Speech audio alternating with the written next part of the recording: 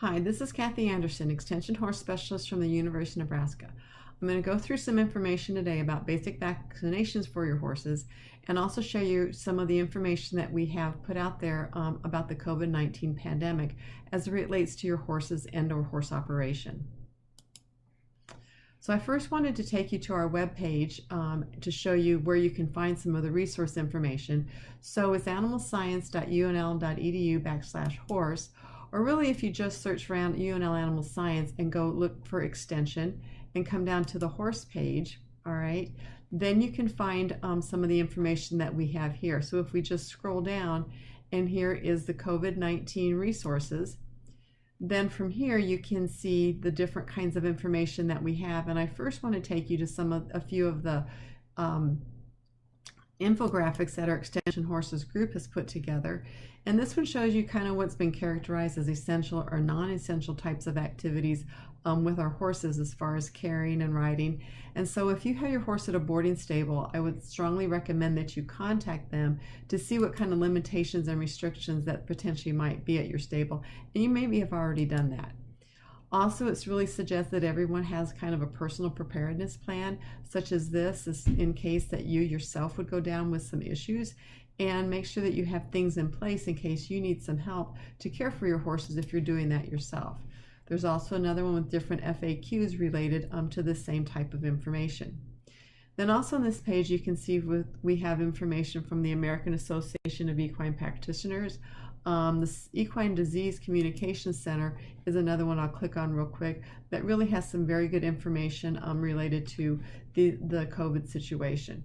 And so I just wanted to share that with you to some degree, so you could go in and take a look and find some of the information that might be important to you related to your horses.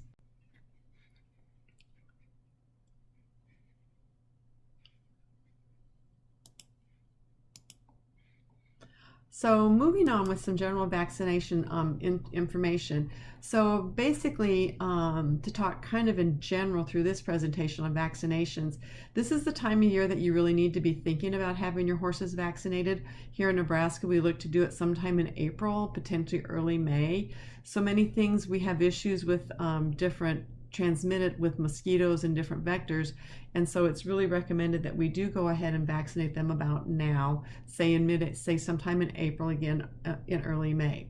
So they really are going to be your best defense against any type of disease. And we'll talk a little bit about the different kinds of vaccines and what you need to vaccinate for. So we follow a lot what is recommended by the AAP, which is the American Association of Equine Practitioners. They're going to regularly review the different guidelines and kind of look to see what is the most important. So they really base the recommendations on two categories of vaccines: core vaccines and risk-based vaccines. So core vaccines are things that are going to protect from diseases that are common to an area, okay? Or they might have a public health significance. They may be required by law, or very, very, very highly infectious. And so I'll list to you what those are.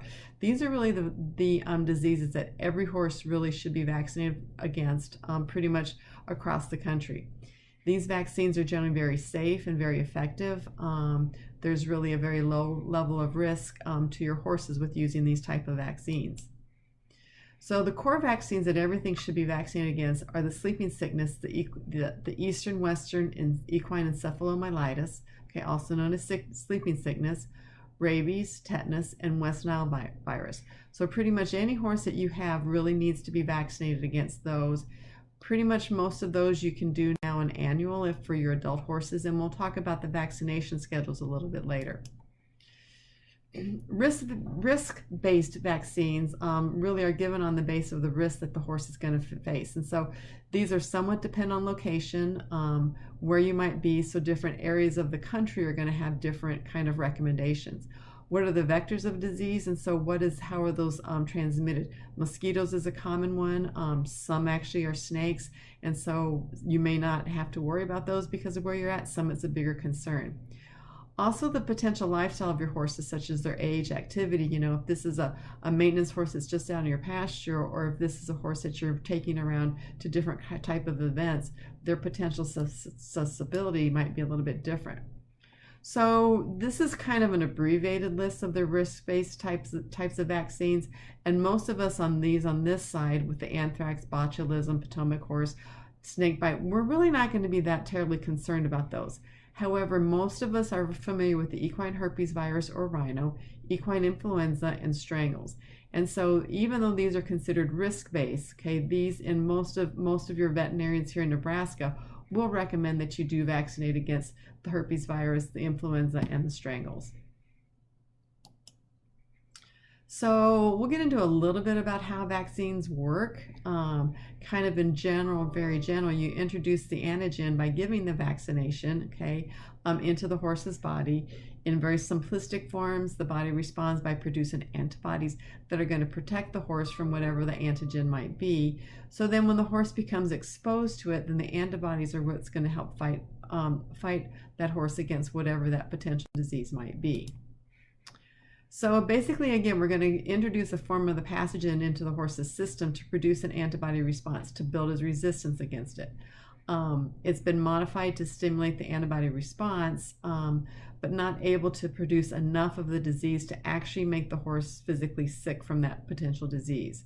So for them to be effective, they have to be potent enough to stimulate this immune response and then protect against the disease. So there are two diseases or things that our horses do come down with, and there are not vaccines available for EIA, equine infectious anemia, EPM, equine protozoal myelitis. With the way these diseases are, they are not able to develop a vaccine for those. Okay, so it does get a little bit confusing, and there are different types of vaccines, and it's very important you either work with your veterinarian or be very educated about what the vaccines are so you ensure that you are protecting your horses in the best light that you can. So we have some that are considered toxoids, and these are provides protection against the toxin produced by the bacteria. The most common one that we see here is going to be the tetanus and also botulism. These are toxoid type vaccines, and we'll get a little bit more specific about those here in a few minutes.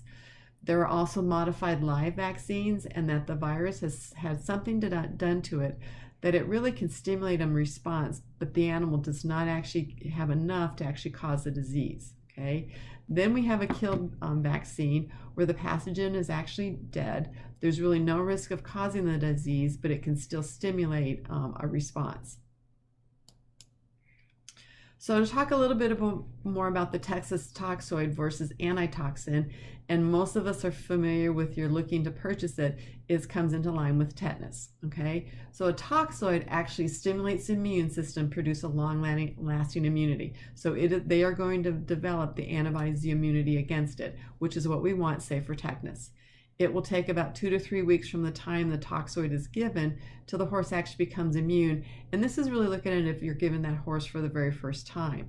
We do annual boosters, and so that's going to just boost their immune system for whatever that disease is. And most commonly, we look at this to be tetanus. All right. So you will find also, if you're looking on the market, a tetanus antitoxin, and this does get somewhat confusing. This really is a preformed antibody that really is going to provide immediate protection to the animal from whatever the disease might be, such as tetanus. Okay, once this goes away, then the immunity goes away. So it does not build the antibody titers. It does not build that long-term resistance. So why would you use this? Well, if the horse was never vaccinated or you have no idea of his history and he comes into something that he might be injured, might develop tetanus, then that is recommended to give, okay? But then you need to also come back with the tetanus toxoid. Newborn foals is where it's most commonly used because if you have a foal that's born and it's not been vaccinated before, many times the individual will give them a tetanus antitoxin, then later come back when they're doing the other vaccines and start with the actual tetanus toxoid. Also, I mentioned if you don't know anything about that horse, then sometimes you also will go ahead and start with the antitoxin, but know that you have to come back with the tetanus toxoid to get the true protection. So again, with tetanus, the toxoid use, you're going to give 2 injections 3 to 6 weeks apart. This is the initial when they're a young horse or you know nothing about them. And then an annual booster, usually with your stuff in the spring, is what is recommended. And they're going to form some antibodies against it. For the mares, we'll usually give them a booster a month before they're due to foal. And then at the 8-week foal, we will go ahead and give them the tetanus toxoid as you're giving the other vaccines at the same time.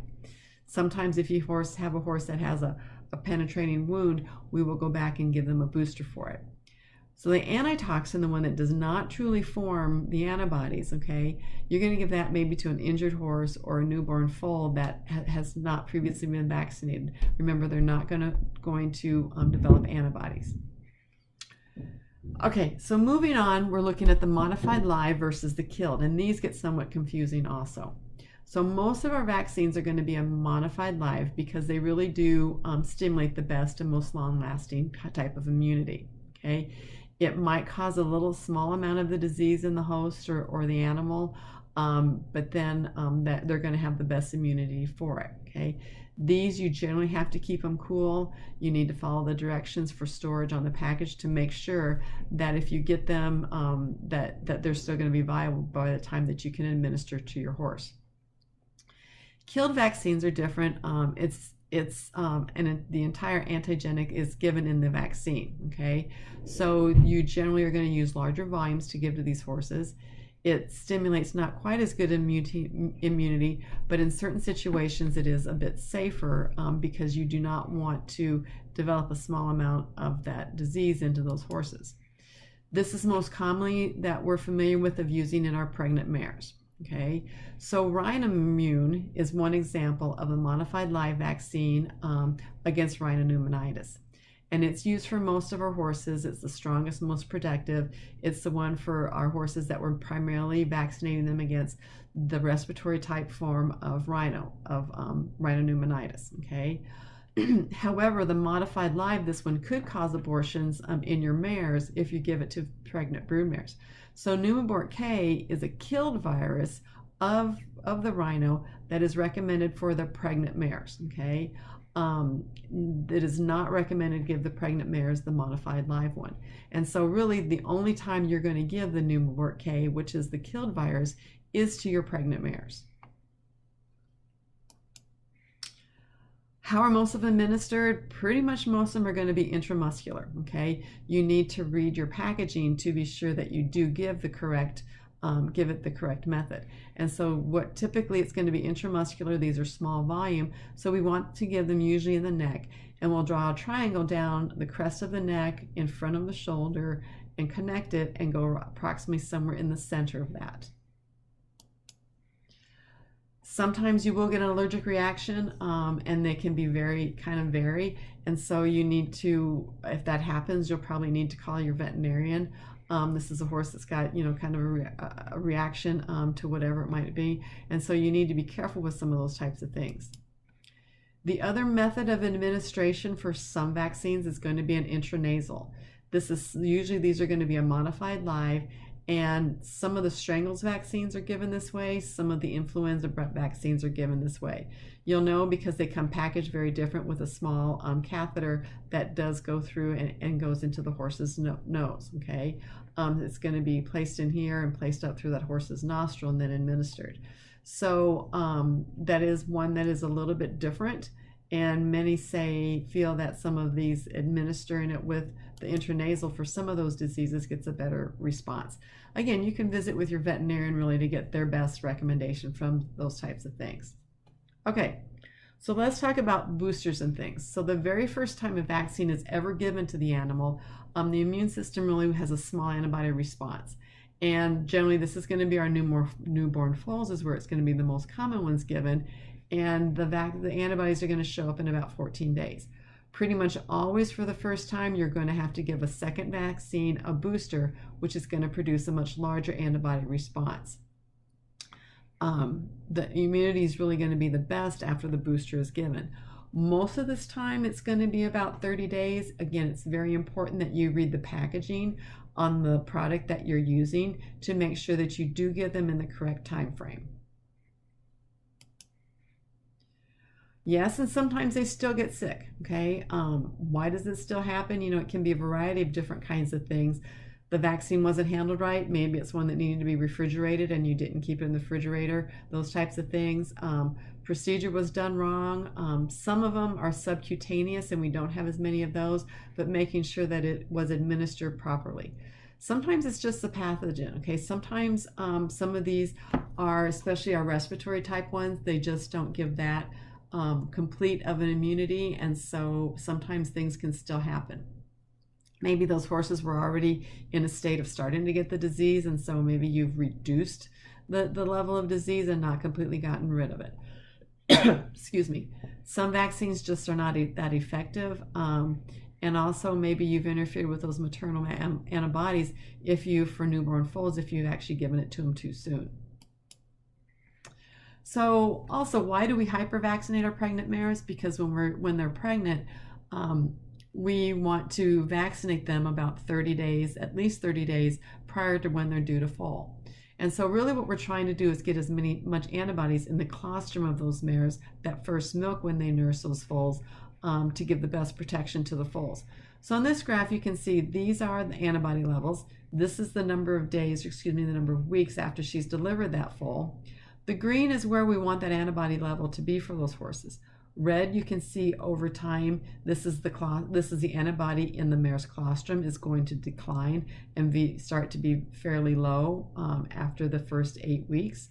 And then the yellow is the antibodies developing in that young foal after he is nursed. Okay, and so he starts out here with very few low antibodies, and with nursing, that's going to go in a steady increase to give those foals protection from that mare. So if they don't get their antibodies, okay, what happens? So say that mare didn't have milk, or her milk had no antibodies in it, and so we're going to be very low down here. We need this foal to be up here where the green bars are, and we're going to have a slow increase of protection for that foal and not the good increase that we really need. And so this is where we can have some foals with some serious issues and develop other kinds of issues if they don't have correct amount of antibody protection. If they're immunodeficient and they never get them, this is what you're going to have, where the foal's antibodies stay low, and these are foals that they're not going to survive because they have basically no immunity. So looking at our foals, we have really about the first 2 to 4 months of age are fairly vulnerable, and so during this time frame, the colostrum antibodies have begun to decline. The foal antibodies are not yet to the adult stages, and so this is the largest potential for problems in the foals if they didn't get the proper colostrum antibody absorption in those first couple of days of life. And so that's why it's very critical that we get them off on the right start.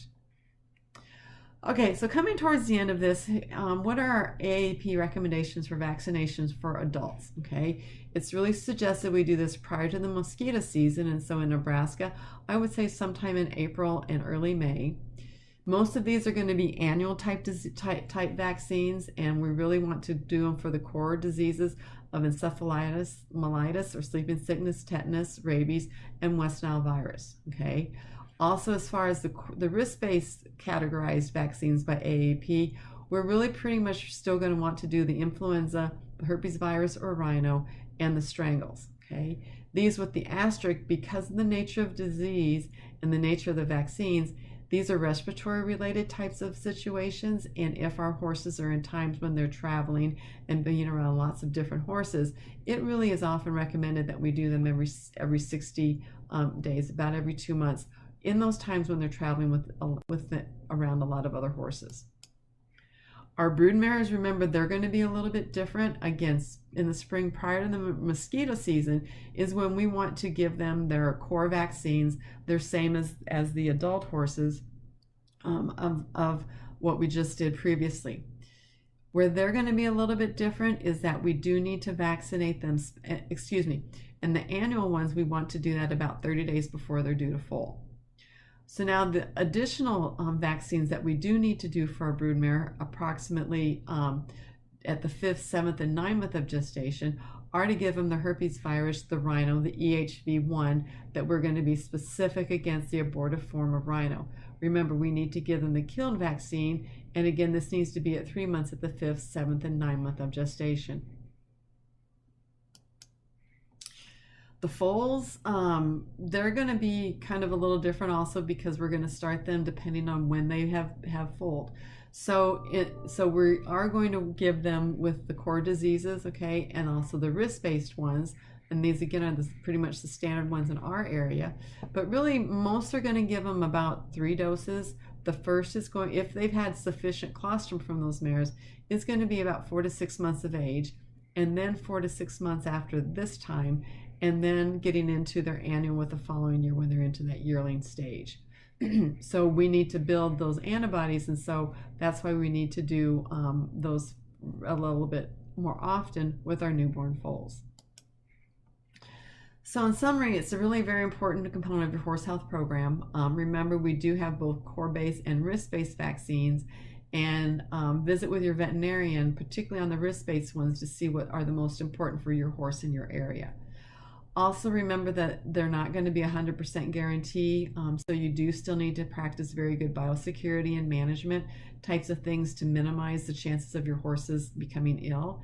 And then also, if you're dealing with brood mares, we're going to hyper-immunize those mares so they can increase the quality of their colostrum and give the best protection for their foal. Thank you.